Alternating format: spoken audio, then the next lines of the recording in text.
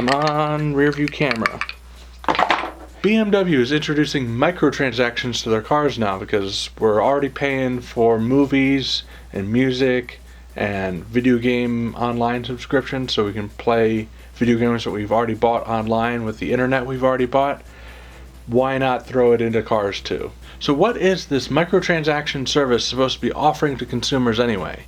The idea behind it is that they can pack everything that they make into the car and have it locked behind a paywall. So like say heated seats, if you've paid for heated seats, you just press the button and there you go, you have heated seats. But if you haven't paid for it, it's deactivated. You go into the screen, go, hey, I want my heated seats now, here's some money, and then you have however many months you paid for that subscription to heated seats, say like 3 months or something like that. Basically, you can go to the BMW dealership and buy the least expensive package that there is, and down the road if you decide I want the works in this thing, then all you have to do is go into the screen on the dashboard and buy it. This also means that unless there's some way to buy the feature outright, you constantly have to pay for the right to use a feature that is installed on your car to begin with. Even if you decide, hey, I'm okay with that, I'm just not going to buy any of these subscriptions that they offer, you still have to use your gasoline to move all this equipment around everywhere that you go. While a lot of these features are essentially weightless, like the software that turns regular cruise control into adaptive cruise control, components like heated seats do add a fair bit of weight to the vehicle.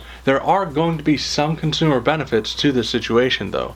One of them is going to be the resale value. As I mentioned in my video on new car depreciation, one of the benefits a new car has over an old car is that when you go to the dealer, you get to pick and choose all the different features that are in that car. With this subscription model, the car is already equipped with everything that you can subscribe to, and when you go to sell the car, you may have not subscribed to anything, but the buyer may want a fully loaded BMW, and they can get that from your what would have been bare bones BMW and subscribe to everything that they want after they buy the car from you. With the traditional model, if you bought a BMW from the dealership and you decided I don't want any of the extra features and add-ons on this car, I just want it bare bones, base model stock, a few years later, you're going to have trouble selling that BMW to someone that wanted all the bells and whistles on it. With this new microtransaction model though, you can get your BMW, not pay a single subscription on it, and sell it to someone that wants all the features, and they can get all those features with the touch of a button and whatever money it takes to get those features.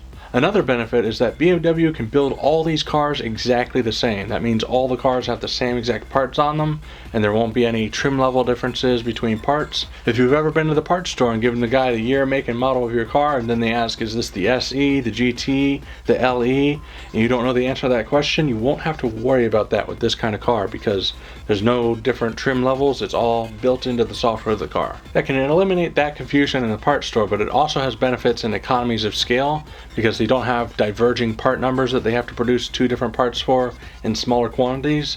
It's those two different parts are just one part, and they build all the cars with that part, so they make more of that part, and it's more cost effective to do it that way.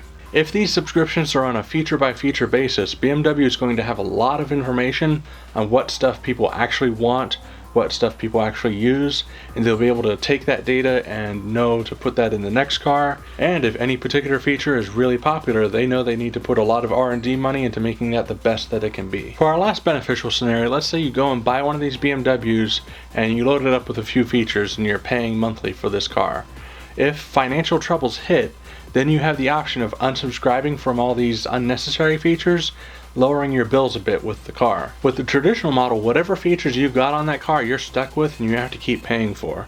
But with this new model, if you want to switch over to the base model, you can just do that with a touch of a button. Depending on how BMW chooses to set it up, you can go into your menu and unsubscribe from everything that you need to get rid of to lower the cost, and then next month you have a lower bill and you're saving yourself some money. To be fair though, if that's something that could potentially happen to you, maybe getting a BMW isn't the right call. Whether you are for or against this, I think we can all agree that at least this is microtransactions and not car feature loot boxes.